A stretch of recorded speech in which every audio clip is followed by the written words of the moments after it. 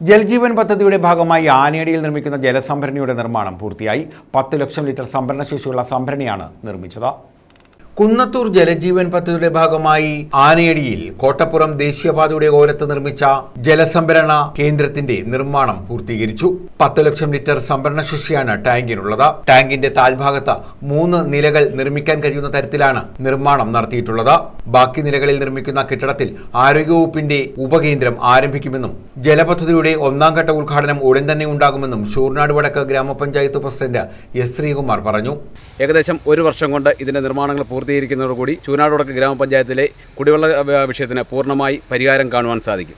അതുപോലെ തന്നെ ഈ ടാങ്കിൻ്റെ 2 നിലകൾ നമ്മുടെ FW കെട്ടിടത്തിന് വേണ്ടി നമ്മൾ ഏറ്റെടുക്കുകയും അതിൻ്റെ നിർമ്മാണ പ്രവർത്തനങ്ങൾ 55 ലക്ഷം രൂപ NRHM ഫണ്ട് ഉപയോഗിച്ച് നിർമ്മാണ പ്രവർത്തനങ്ങൾ ആരംഭിച്ച് കഴിഞ്ഞിരിക്കുകയുമാണ്. അതോടുകൂടി ഒരു PHSക്ക് വരെ ഉപയോഗിക്കാവുന്ന രീതിയിലാണ് ഇതിൻ്റെ താഴത്തെയും മുകളിലത്തെയും നില നമ്മൾ ഓഫീസ് കെട്ടിടമായി ഉപയോഗിച്ച് അതിൻ്റെ നിർമ്മാണ പ്രവർത്തനങ്ങൾ ആരംഭിച്ചിരിക്കുന്നത്. ചൂനാട് വടക്ക് ഗ്രാമപഞ്ചായത്തിലെ സ്വപ്ന പദ്ധതിയായ ഈ കുടിവെള്ള ടാങ്ക് ഏകദേശം 6 മാസ കാലയളവ് കൊണ്ട് നമുക്ക് ഉദ്ഘാടനം ചെയ്യുവാനും മറ്റ് നിർമ്മാണ പ്രവർത്തനങ്ങൾ പൂർത്തീകരിക്കുന്നതോടുകൂടി ഒരു FW സെൻറ്റർ ഇവിടെ ആരംഭിക്കാനും കഴിയും എന്നത് ഏറ്റവും സന്തോഷകരമായ ഒരു കാര്യം തന്നെയാണ്. കല്ലടയാറ്റിൽ ഞാങ്കടവിൽ നിന്നും എത്തുന്ന ജലമാണ് ഇവിടെ സംഭരിക്കുക.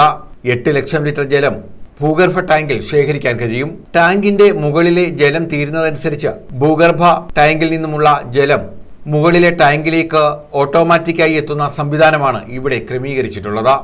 News bureau, Sooranad.